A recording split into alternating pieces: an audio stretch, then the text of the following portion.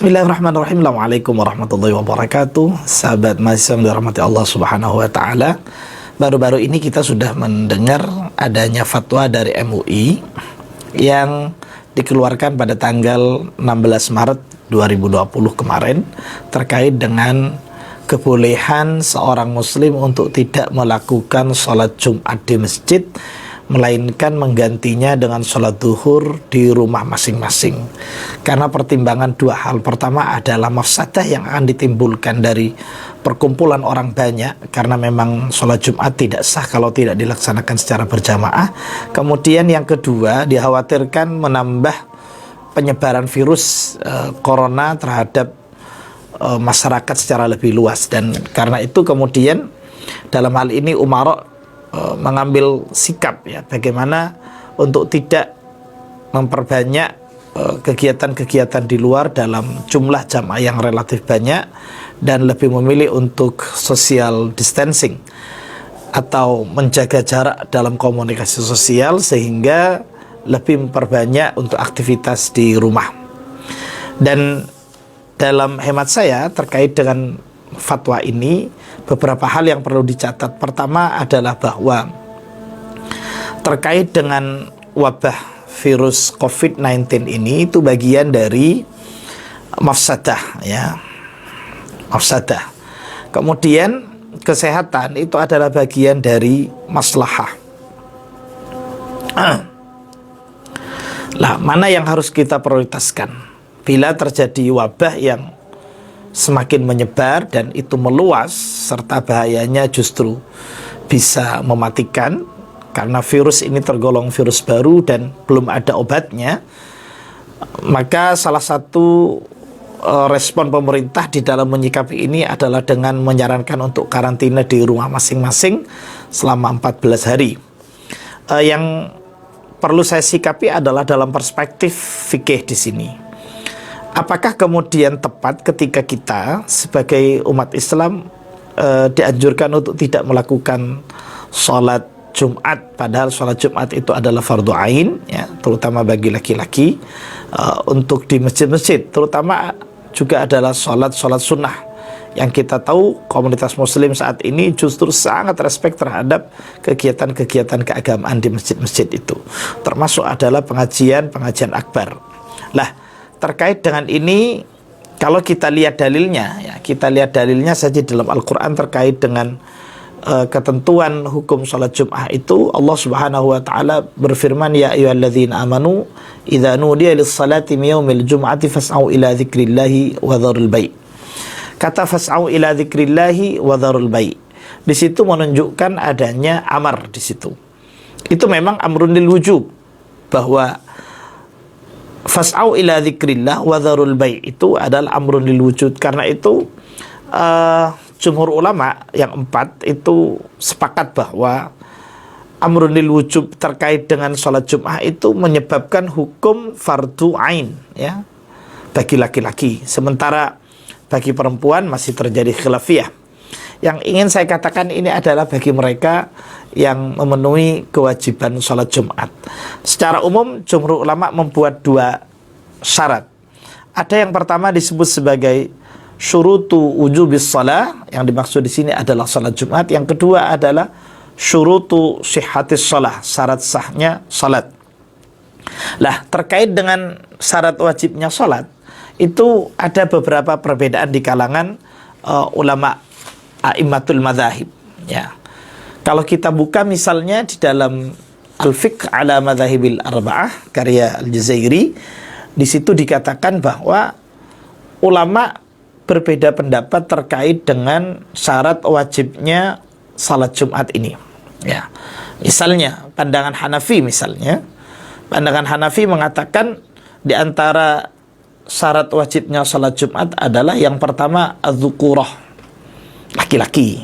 Maka fala tajibu as-salatu 'alal untha, dia tidak wajib hukumnya bagi perempuan. Tapi bagaimana kalau perempuan misalnya melakukan seperti di Masjid Nabawi, di Masjid Al-Haram, ya, kemudian di beberapa masjid juga, pada masjid-masjid NU misalnya, itu juga ada sebagian kaum perempuan yang mengikuti sholat Jumat. Ini bagaimana? Maka kata mazhab Hanafi, walakin idza hadaratha wa addatha fa innaha tasihhu minha wa tujzi'uhu an salati zuhri. Bahwa kalau ada perempuan tetap melakukan salat Jumat, mengikuti kaum laki-laki di masjid, ya, maka baginya sah salatnya dan itu tidak perlu mengganti dengan salat zuhur kembali. Kemudian yang kedua adalah ayyakuna sahihan. Nah, di sini yang penting untuk kita pahami bahwa orang yang melakukan salat Jumat itu harus dipastikan ya secara kesehatan dia sudah betul-betul sehat gitu. Bukan orang yang dalam kondisi sakit. Nah, ini dalam kaitan dengan kondisi saat ini ketika wabah virus corona ini menyebar. Ya. Apa maksudnya ayyakuna sahihan di sini? Fala tajibu 'alal marid alladhi yatadarraru bidh-dhihabi li huduriha mashiyan. Fa in 'ajaza 'an adh-dhihabi ila al-masjid mashiyan saqatat 'anhu al-jumu'atu. Bahwa di sini dikatakan kalau sekiranya orang itu dalam kondisi sakit, kemudian sakitnya akan bertambah parah manakala dia harus hadir ke masjid, maka dia menjadi tidak boleh ya melakukan sholat Jumat. Karena apa? Ini bagian dari darul mafasid muqaddamun ala jalbil masalih, bahwa meniadakan mafsadah, kerusakan, menolak malapetaka, bahaya, itu lebih utama daripada mendatangkan kemaslahatan yang itu justru tidak daruri. Artinya apa? Fardu ain dalam salat Jumat itu bukan hal yang daruri manakala dibandingkan dengan kesehatan fisik seorang itu sendiri. Maka dalam hal ini ya, hifdzun nafas, menjaga kesehatan diri itu aula min hifdzid din, menjaga eksistensi agama, yakni dalam pengertian sholat Jumat di masjid. Padahal sholat Jumat di masjid itu masih bisa diganti dengan sholat zuhur di rumah. Tentu tidak hanya 2 rakaat, tapi sebagaimana halnya sholat zuhur, yaitu 4 rakaat. Kemudian yang berkaitan dengan ini, Hanafi memberikan catatan bahwa terkait dengan syarat wajibnya salat itu berarti ada al-qudrah di situ, ya. Kemudian ada as-sihah. Al-Quran sudah jelas ya menegaskan di dalamnya bahwa la yukallifullahu nafsan illa wus'aha. Allah tidak membebani seorang mukallaf, seorang muslim kecuali sesuai kemampuannya. Artinya apa? Ada al-qudrah di situ. Dalam setiap menjalankan perintah syara itu ada al-qudrah, dia mampu atau tidak. Ya, seperti halnya juga dalam ibadah haji. Walillahi 'alan nasi hajjul baiti man istata'a ilaihi sabil. Ada kata istita'ah di situ. Maka kalau misalnya dia kondisinya tidak mampu atau sekiranya dia khawatir akan menimbulkan mafsadah yang lebih besar, maka boleh dia tidak menunaikan ibadah salat Jum'ah di masjid, tetapi menggantinya dengan salat zuhur di rumahnya saja. Yang kedua adalah as-sihah. Karena orang yang sakit itu menjadi sulit kemudian untuk mengoptimalkan sholatnya, lebih-lebih ketika di masjid di mana di situ banyak orang. Ya. Maka Allah juga berfirman di dalam Al-Quran, yuridullahu bikumul yusra wa la yuridu bikumul usr. Itulah prinsip filsafat hukum Islam yang harus kita pedomani, yaitu jalbut taisir. Ya. Artinya apa? Bahwa mencari kemudahan di dalam beribadah. Misalnya tidak perlu ke masjid karena kondisinya sedang sakit, atau karena kondisi di situ sedang maraknya wabah misalnya, maka cukup di rumah. Itu tentu lebih afdol daripada harus ke masjid tapi justru menimbulkan mafsadah yang lebih besar. Maka di sini dikatakan fala tajibus salatu 'alal 'ajizi limaradin wa nahwihi. Maka tidak wajib salat Jumat itu meskipun hukum dasarnya adalah wajib. Jadi sesuatu yang wajib ini akan berubah. Ya, hukumnya menjadi tidak wajib ketika ada illat baru yang menuntut adanya perubahan hukum itu sendiri. Maka al-hukmu yaduru ma'illatihi wujudan wa adaman. Itu artinya illat menjadi faktor penting sebagai legal reasoning di dalam penetapan hukum untuk perubahan suatu hukum itu sendiri. Jadi meskipun sholat Jumat itu awalnya adalah fardu ain bagi orang yang memenuhi syarat-syarat wajibnya Jumat, termasuk adalah ayyakuna sahihan, kata Hanafi tadi, maka ketika orang itu tidak sehat, itu artinya dia sudah tidak mampu lagi melaksanakan secara optimal, atau justru khawatir akan menimbulkan mafsadah yang lebih besar terhadap dirinya maupun terhadap orang lain, maka dia sudah tidak ada kewajiban lagi atau gugur kewajibannya, sehingga dia cukup melakukannya di rumah-rumah saja. Tapi bukan berarti kemudian tidak melakukan sholat. Artinya, ma la yudraku kulluh, la yudraku kulluh. Jadi kalau sholat Jumat itu tidak bisa dilaksanakan secara optimal di masjid, tidak berarti kemudian meninggalkan sholat duhur. Jadi la yutraku kulluh, zuhurnya juga tidak kemudian ditinggalkan, tapi tetap dilakukan. Jangan kemudian meliburkan diri untuk tidak sholat, itu juga keliru ya. Karena itu maka logika Hanafi di sini itu artinya bahwa al-qudrah was-shihah itu amrani, adalah satu hal yang penting, asilani, yang justru pokok gitu, asasian yang pokok di dalam pelaksanaan sholat Jumat ketika kondisi wabah seperti ini.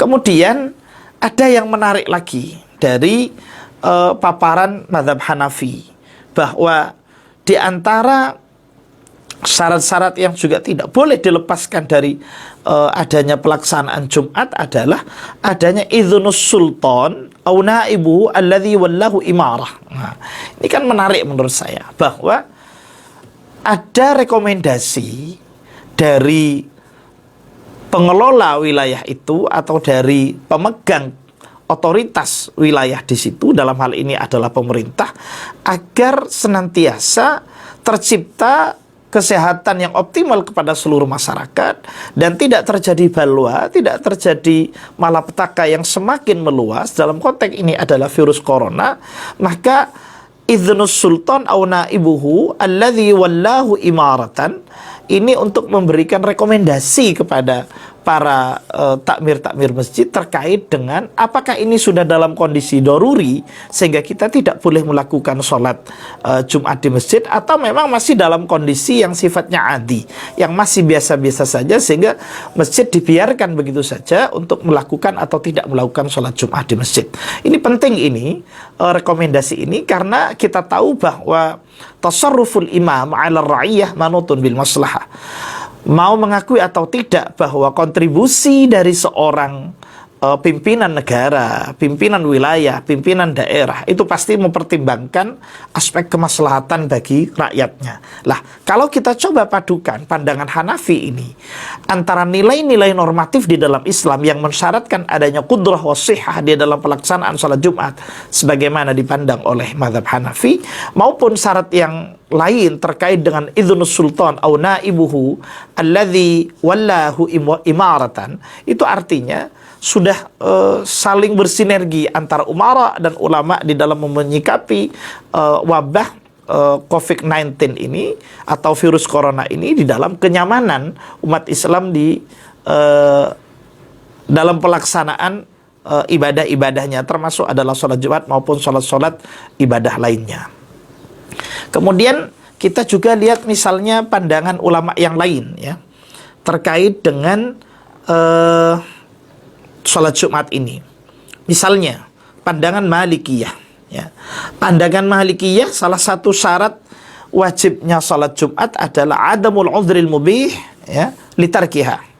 Tidak adanya uzur yang di situ dibenarkan oleh syara untuk ditinggalkan. Artinya kalau ada uzur yang dibenarkan oleh syara untuk meninggalkan, maka kita boleh untuk tidak melakukan sholat Jumat di masjid, tapi melakukan sholat zuhur saja di rumah secara sendirian ya.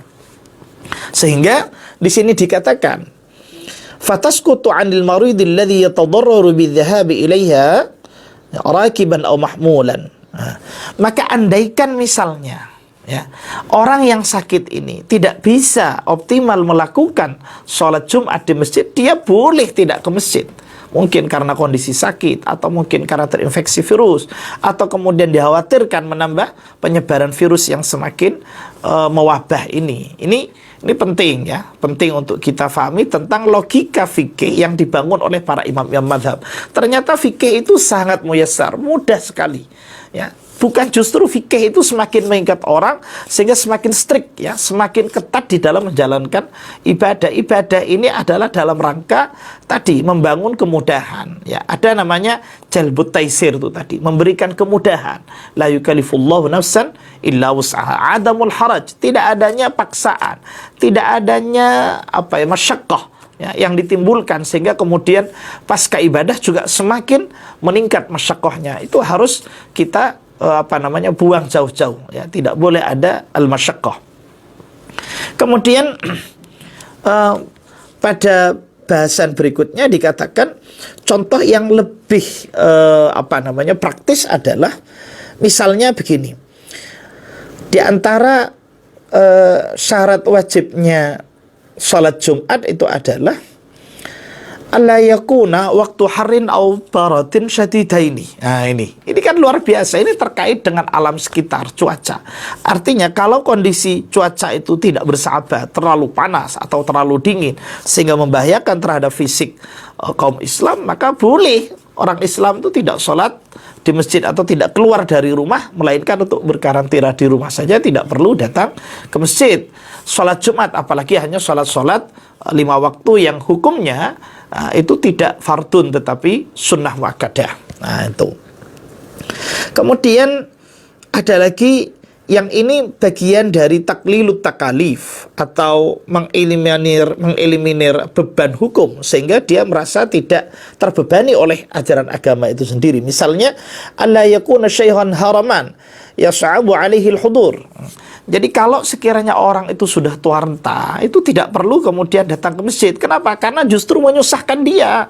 Lagi-lagi adalah logika fikih yang dibangun oleh Maliki itu dalam rangka jalbut taisir wa daf'ut ta'sir.